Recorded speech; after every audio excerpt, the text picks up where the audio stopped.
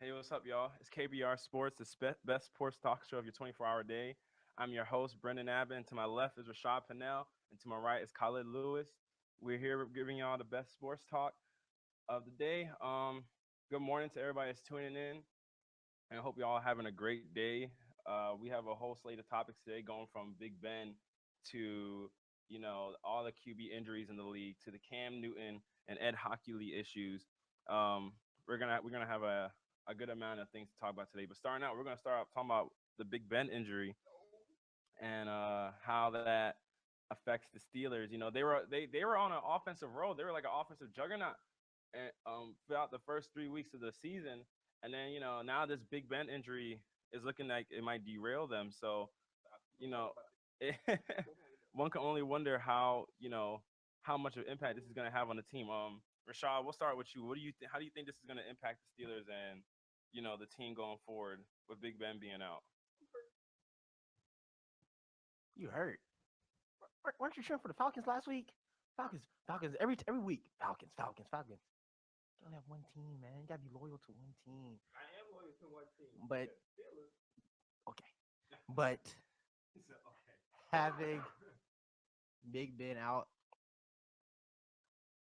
having Big Ben out is like losing Tom Brady for that team because Big Ben is like he runs that offense to perfection in there. That's why he's always been there constantly. He's been making plays all season long. He made plays last season, going in for the last half of the season. That's a really good team. But without Roethlisberger, you got Michael Vick back there now, an old Michael Vick, about 52. Um, it ain't looking too promising. Like, what can I really say about Mike Vick? He's he's well out of his prime. I think Antonio Brown's projection gonna go down. Le'Veon Bell might actually go up because he needs to run the ball. It's gonna have like the Cowboys kind of effect. You have to run the ball a lot more because you really trust Michael Vick to throw you the ball. That's what having Ben Roethlisberger had. You have a shoe in to throw the ball. But with Michael Vick, I'm not really sure. I'm sure when Mike Tomlin brought him in, he was more so thinking like Big Ben's not gonna get hurt. It's just he's here to sign him just because if you want a wildcat or something, not for an every down quarterback who has to throw the ball now, who lately, as we've been seeing, can't throw extremely great. Mhm. But I mean, he's still an NFL quarterback. He still can throw the ball, but I don't know. I feel like losing Big Ben is huge for the Pittsburgh Steelers. All right, Colin, what do you think? That's your team, Bruh, So Big Ben is the centerpiece of the offense. This man brings the whole offense together. Like without, like you said, it's like losing Tom Brady on the Patriots. Big Ben is basically our Tom Brady. Along with Le'Veon Bell and Antonio Brown, he gives us that offensive power that puts us, it gives us that one of the as being one of the what you call it, one of the elite playoff teams or playoff what's the word I'm looking for, playoff capable team. Mhm. Losing him completely will is just gonna have a great shift in our offense. Michael Vick, he old. That man last season was not the greatest season of his career. He was last in QB rating with with a 21.4, and he's just he's not the person that we expected to be playing throughout the season to like get us to the playoffs. And as a Steelers fan, I'm afraid that we won't win the majority of the games that we have coming up with Big Ben out. Just because that Michael Vick isn't experienced with our offense. He's only been here 5 weeks. Just he's just new. His newness to the what you call it to the Steelers offense is gonna make it look kind of shaky. I know all he has to do is play his role and like get the great passes, well not great passes, but the passes he needs to get to like Antonio Brown and then Le'Veon Bell. He picks up the what you call it, the rushing presence just to pick up like that slack on the offense Mhm. with the loss of Big Ben. Uh, Michael Vick, he just don't need to take the whole. He's the responsibility of the offense on Well, his shoulders. I think no team. I mean, if you lose a starting quarterback, Like, I mean, no team is better without their starting quarterback. I mean, unless you want to talk about the Redskins. I don't know. I don't even know what RG3 is to them anymore. But it's the Steelers. It's gonna hurt them so bad. Like it, it it kills me because they were on such a great roll, and now like you just got Le'Veon Bell back. Like you just had got him back, and then just to have him go down, it's like I don't know. Like on a scale of 1 to 10, I probably say the trouble that they're in, and depending on how long he's out for, also because they were being optimistic when They they say said, about 4 to 6 weeks. yeah, you know what I'm saying. They think he's They're coming being back in 4 to optimistic. 6 weeks. They forget that Big Ben's been hurt in the past. He's been out for a minute. Yeah, so I mean, they're being, but he's also no, but he also recovers well because remember he got Yeah, that he recovers motorcycle well. accident and he came back real quick after that motorcycle accident. Everybody thought he was supposed to be out for that long period of time, and he was like he got banged up in that motorcycle accident. Came back like about 2 weeks later. So I mean, Big Ben's shown that he can like heal faster. But the only problem is, with that motorcycle accident, it was an upper body injury. You said what? Just called him Wolverine, basically. He got the X factor. He got the mutant gene. But like with the lower body injuries, it's like you don't want to take your chance with them because say like he's in the pocket again and he's not fully healthy. He takes that one little hit to the legs like Mark Barron gave him last week, which wasn't a dirty hit because I mean he was already falling down. And, a lot of people are like, oh well, a lot of Steeler fans more so are like, And then why wasn't that flag and all this? Tripped over and he was already like stumbling a little bit. Yeah. And ran into Big Ben. It also looked like an ankle injury to me. That's what I thought it was at That was first. left knee. And I was left knee, but like when it happened, It I was like, an looked like an ankle. Cause it looked like dude fell on his ankle and like your knee just kind of like buckled. Yeah. You know, like if you get cut like at your legs, Mhm. like the wrong way, like your knee buckles. But it looked more like an ankle injury when I saw it. Yeah, and it's like it's just like I'm I'm wondering, especially for how long he's out, like how the Steelers are because now think about it. You as a starting quarterback and a starting or a star wide receiver, you build camaraderie with each other. Like you build up a chemistry. Antonio Brown and Michael Vick don't have that. Like they only work with each other so much since Michael Vick isn't the starter. So now you got to get your timing on point. You got to pretty much learn to know where each other's gonna be. And Michael Vick isn't as accurate as Ben Roethlisberger is. You know what I mean? Like he does have his threat with the legs, and he does have an arm to throw it deep, but he just doesn't have the on point accuracy like Big Ben has. And over the next few games, the Steelers are slated to play division rivals, the Ravens, this upcoming Thursday. So that means they got a short week. So they don't.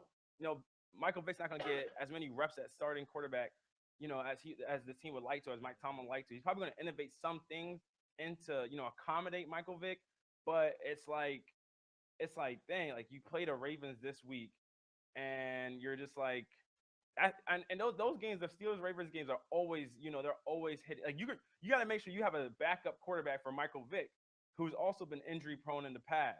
Like on Stephen A. always says on First Take, he always says he saw Michael Vick one time get hit in his ribs and grab his head.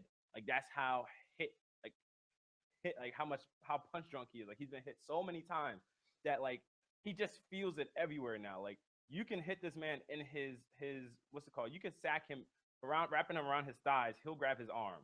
Like it's that kind of thing. Like Michael Vick's been hit so much that you can't depend on him to be there all the time. So you got to make sure you have a backup for him too. And especially with the short week, it's like their offensive plays are going to be limited. Like so, what do you think, Rashad? Like as far as Michael Vick, like how do you see them maybe adjusting the offense for Michael Vick coming in so that maybe the offense can run smoother? Like do you see them running a lot more short like slant routes, a lot like more basic plays, or do you see them making more read option kind of things since Michael Vick can run with the ball and everything?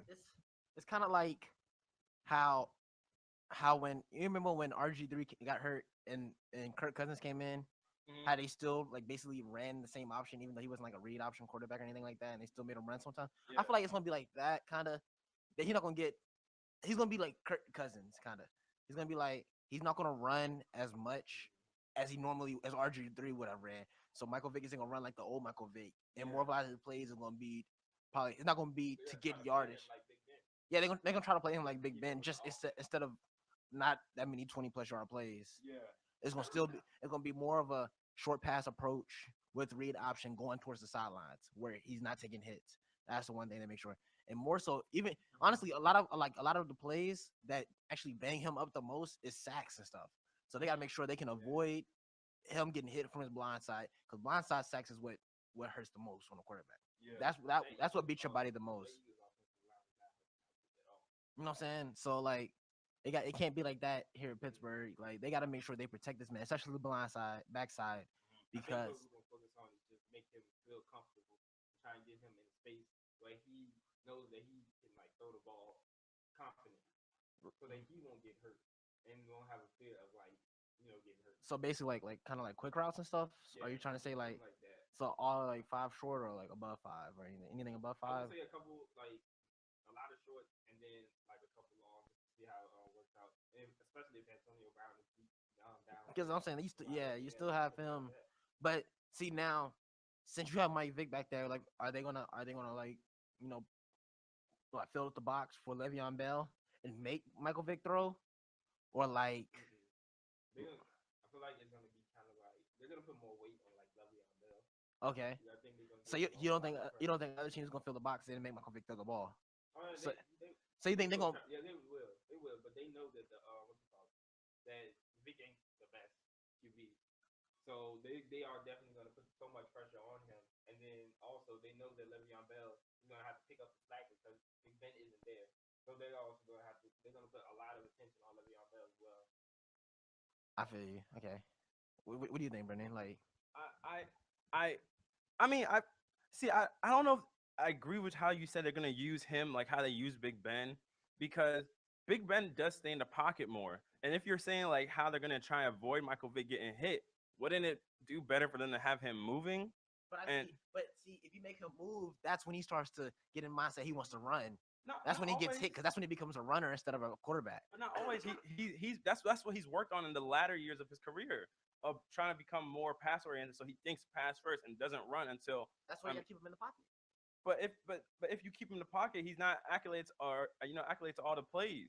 So you only have so many plays to run, and the defenses catch on. You're playing the Ravens, so I mean defenses catches on. But I mean, And if you make him a still pocket, know some of the offense he's been. I mean he should know some of the offense. I mean, But think about it. But he hasn't been that. I mean, isn't as what you call it. He isn't as experienced with the offense as Big Ben or the offensive. Yeah, coordinator well, as yeah, Big we do Ben. know that, but at the same time, he's still an He's NFL only been there quarterback, a month. and he understands his